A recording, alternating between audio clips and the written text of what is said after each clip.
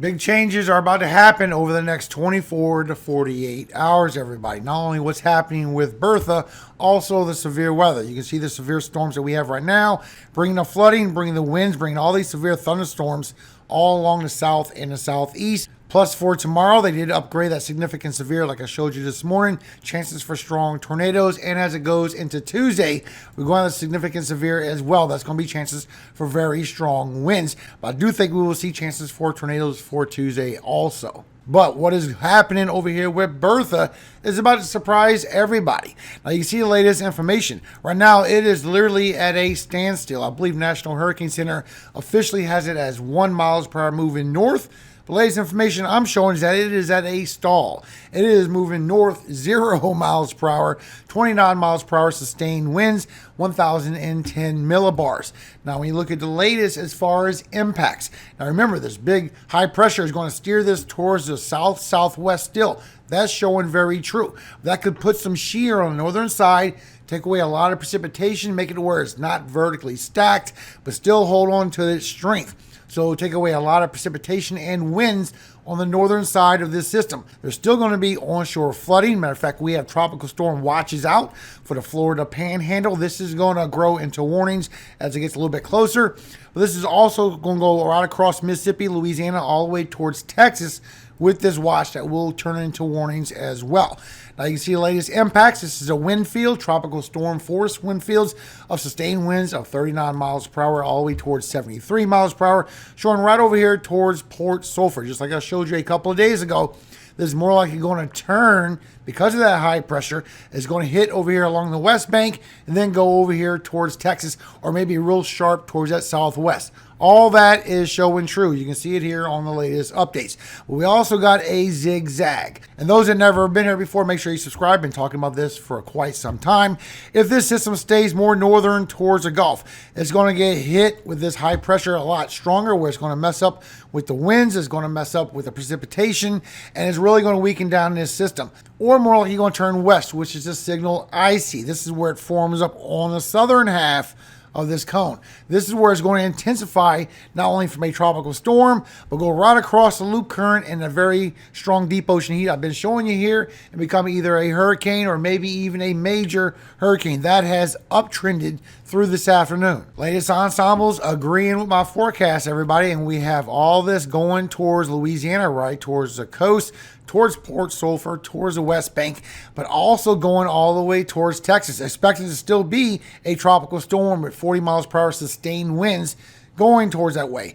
Now, what I want you to picture a little bit is if this reaches towards the bottom side of the cone, where it takes that stronger track, it would go more towards southern Texas like this, just so you know. Now, so far, National Hurricane Center has this storm going like this, bringing tropical storm force winds and not really recuperating and just riding the edge of land and disappearing shortly after that. The trend has been further and further to the west. If you've been following updates, you've been seeing this bend more and more. You're going to see this bend even more. Still, official chances for tropical storm force wind impacts. This is sustained winds of 39 miles per hour towards 73. You've seen chances for that 40 going towards Texas.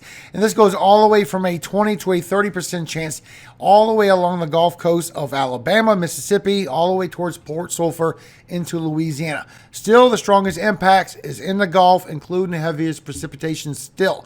But where things can change is when it gets over here towards the later end, when it gets past Louisiana, if it takes this southern track, this is where it can start strengthening with the impacts again. Also, rainfall update. This is for the next 5 days.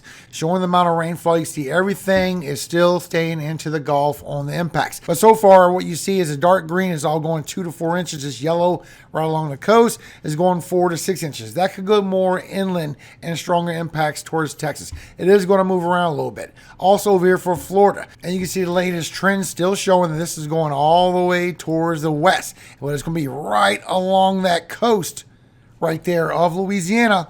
and then curve south of Houston, more like going towards San Antonio or Corpus Christi. Now pay attention, this is very important. You remember the updates when we get this big high pressure squeezing over, is going to block over for this storm system, and this is where you have the winds pushing this more northern from this high pressure. But you got this big high pressure that's reaching all the way over, and it's blocking it and is making it take that west-southwest motion. And you can see this here in the latest run with the Euro. It gets pulled further towards the west, so it's not going further north.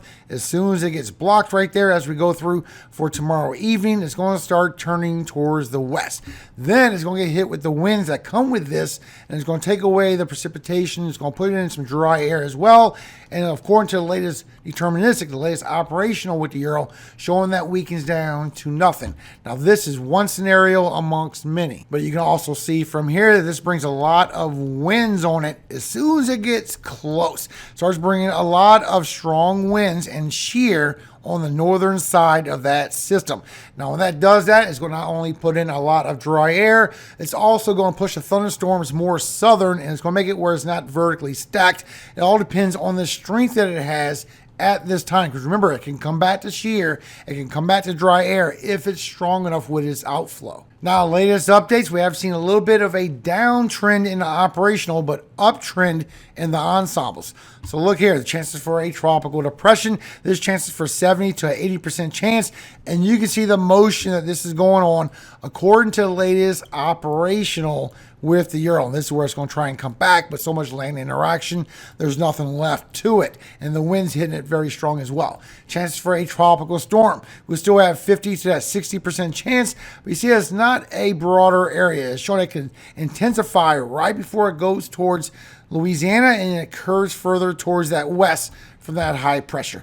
And chances for a hurricane, still showing chances up to 20 to 30% chance, but you see it's shifted further towards the north, and that chance to re-strengthen over here by Texas has been taken away. That's the latest updates as of this afternoon. And you can see here from your upper level winds, so as it starts shifting and the high pressure expands out, it's going to put a lot of winds on the northwest side. Once again, make it unvertically stacked, take away a lot of precipitation. At the same time, this high pressure is going to expand and keep pushing this towards the north, trying to pin it towards the northern Gulf. And then it weakens down pretty much to nothing right there, right by Port Sulphur as we go through early in the morning for Wednesday. That's the latest operational by the Euro. But if this was a little bit further south, it'll just get pushed further towards the west. So you can see at the upper levels, it still will not be able to rapidly intensify yet. It'll be able to intensify, but not rapidly intensify, because we still have that dry air entrained in there, and it's not convecting it out really good. When it starts convecting it out, it's already going through Monday evening. Now it's getting the winds on the northern side from that high pressure, and it's taking away a lot of the precipitation, and then it makes it to where it's not vertically stacked as it gets a little bit closer. Everything gets shoved further towards the southern side, and it weakens down greatly because it's not strong enough before the winds hit it, and it's just nothing left to that DNA going further west. That's the latest operational to the Euro. This is not literally the forecast. This is just the Euro. Now, when you look with the tracking with the automatic tropical cyclone forecast, the ones headed north, there's some hurricane models, but GFS as well. But you see how everything shifts further towards that westward push and goes west. So you have that first track or that second track. That second track is a way stronger track. But when you take the latest with the Euro, you can see more likely is going to sit right by that Port Sulphur and stay right along the Gulf Coast. Now remember, very warm waters, a lot shallower waters, but very warm waters is right along the coast as well. And then if it takes this track where you can see all the intensity, these are all hurricane and major hurricanes right here, going right over that loop current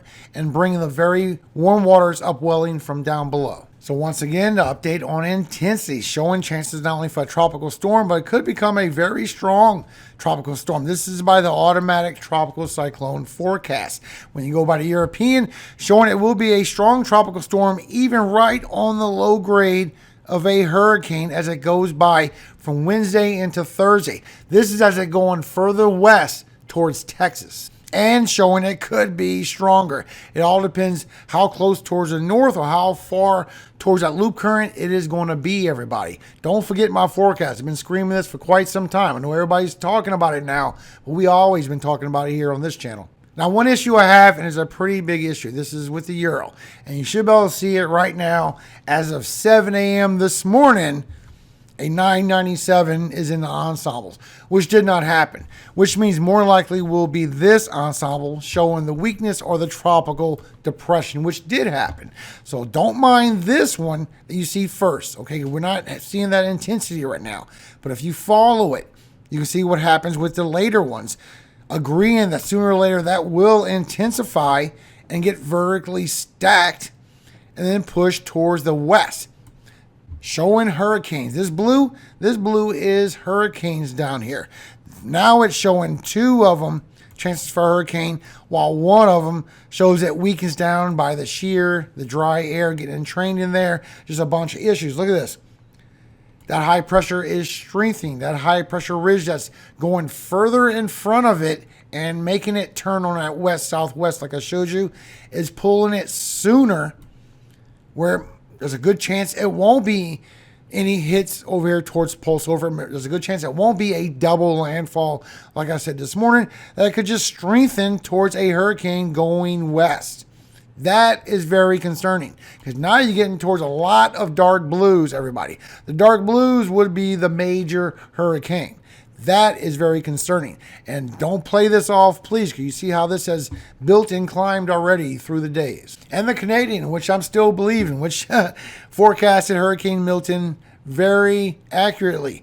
Headed north, but then it feels that tug, and look how abruptly sharp that west-southwest pulls. Now imagine this, not as a tropical storm, but as a potential hurricane, everybody. I will keep you updated. This is the path that I'm believing. You can see it's trending. You can even see it with the icon. It's a very good 5-day model. As it goes further north, starts intensifying. Right before landfall, intensifies towards Louisiana, but it gets that tug to that west-southwest. Very warm waters, and we have a very strong tropical storm, even a hurricane on our hands, everybody. But you can see what Weather Prediction Center is still bringing a lot of rainfall with this. You see this?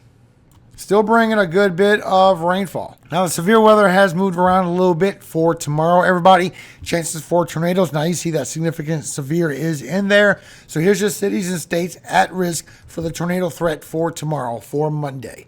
Also, the wind threat, still significant severe. Chances for 75, 80 miles per hour wind gusts, 80 in the red. So here's your cities and states at risk for the high wind threat for tomorrow, and the hail threat as well. Once again, significant severe, 2 inches in diameter in this black hatched area. So here's your cities and states at risk for the hail threat for tomorrow. We're going to get some more storms coming across for North Carolina, also over here for the coast for Virginia. This is where we get some cells coming across for northern Wisconsin and the UP of Michigan. Chances for a spin up for tomorrow evening, and that grows into Michigan as well, the thumb of Michigan, bringing chances for tornadoes, also damage and winds with that as you go through for Monday. Then that goes in so far the latest update all the way to Illinois, Indiana, Ohio, bringing chances for some straight line damage and winds with that all the way until Tuesday. Now, Tuesday is going to be 2 different setups of storms. First, we're going to have this weaker portion that's going to move through for the northeast, going through for New England. And you can see here a rapid refresh because HRRR don't go further than that. That after that first group, you're going to get a second group that's going to produce over here for southern Illinois, possibly, but mostly for Tennessee, Kentucky, Ohio, through West Virginia, Pennsylvania, across the Delmarva of Maryland, Delaware, and New Jersey, and upstate New York. Getting a lot of strong storms producing as we go through for Tuesday evening. That's bringing damage and winds and chances for tornadoes as well. And it will last all the way for Wednesday also for Virginia going across the Delmarva. So it could train in the same areas for a number of hours right there, bringing a flood threat. So just be aware, chances for heavy rain in this region is possible. I think we'll see an upgrade in the flash flooding risk. And you can see for Tuesday, the severe weather, they did add that significant severe, everybody. So here's your cities and states at risk for severe weather for Tuesday. This is for strong winds, hurricane force, large hail, and chances for tornadoes. And before I go, a quick word from our Father, everybody. Proverbs 4:23. Keep thy heart with all diligence, for out of it are the issues of life. Amen. Make sure you hold on strong to your heartstrings. Everybody likes to play them. Remember, everybody, above all things, all glory does go to God, our Father in heaven, Yahweh. And I always hope He keeps you safe every single day of your life and forever. Amen. Hallelujah. Amen.